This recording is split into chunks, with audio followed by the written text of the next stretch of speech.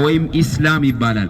አንድ ሰው እጁንም እግሩንም ለአንድ ፈጣሪ ታዛዥ ሲያደርግ እሱ ሰው ሙስሊም በመባል ይጣራል ማለት ነው። ኢስላም ሌላው ትርጉሙ ሰላም ማለት ነው። አንድ ሰው የውስጥ ሰላም ማግኘት የፈለገ ሰው ወደ እስልምና መምጣት ይችላል። ኢስላም አንዱን አምላክ ማምለክ፣ ሁሉንም ነቢያቶች ነብዩ መሐመድን ጨምሮ ማክበርና ፈጣሪ የሰጣቸውን ቦታ መስጠትን የሚያስተምር እምነት ነው።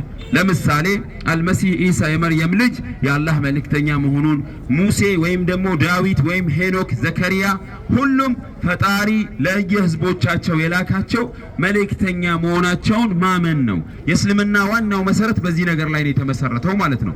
ሙስሊም ሲባል ከጊዜ በኋላ አረብ ላይ የተነሳ ሪቮሉሽን ሳይሆን ነብዩላህ አደም ወይም አባታችን አዳም ጀምሮ ሁሉም ነቢያቶች እዚህ ምድር ላይ የተላኩበት ዋና ታርጌት ነው ማለት ነው።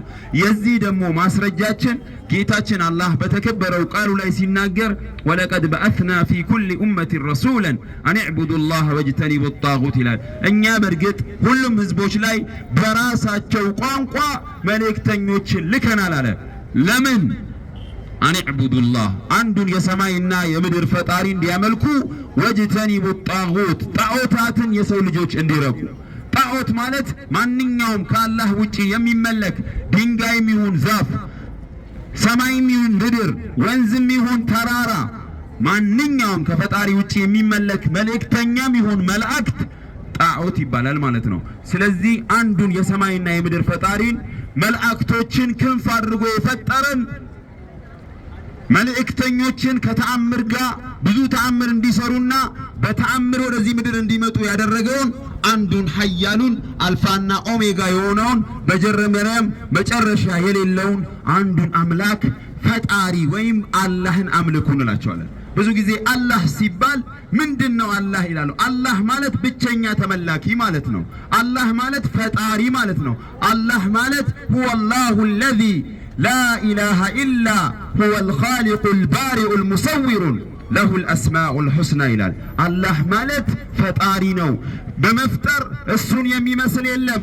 ሞዴል አያስፈልገውም። ምድርን ያለምንም አይነት ተመሳሳይ ፈጥሯል።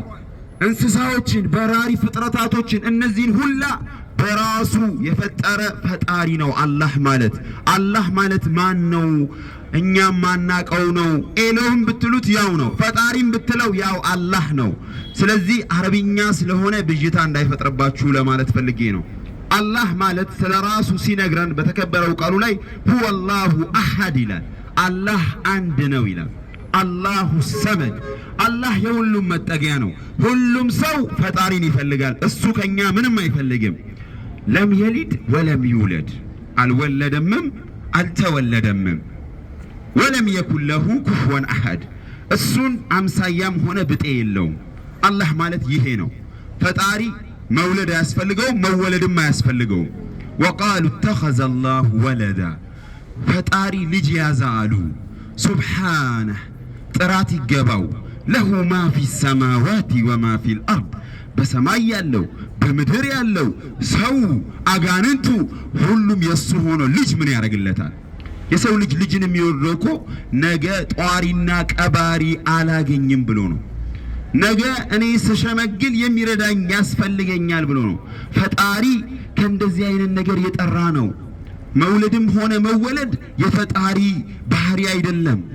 ፈጣሪ መወለድ አያስፈልገውም። የሰው ልጆችን ወንጀል ለማስማር እዛው ሆኖ መማር ይችላል። ስለዚህ የሰው ልጆች ሆይ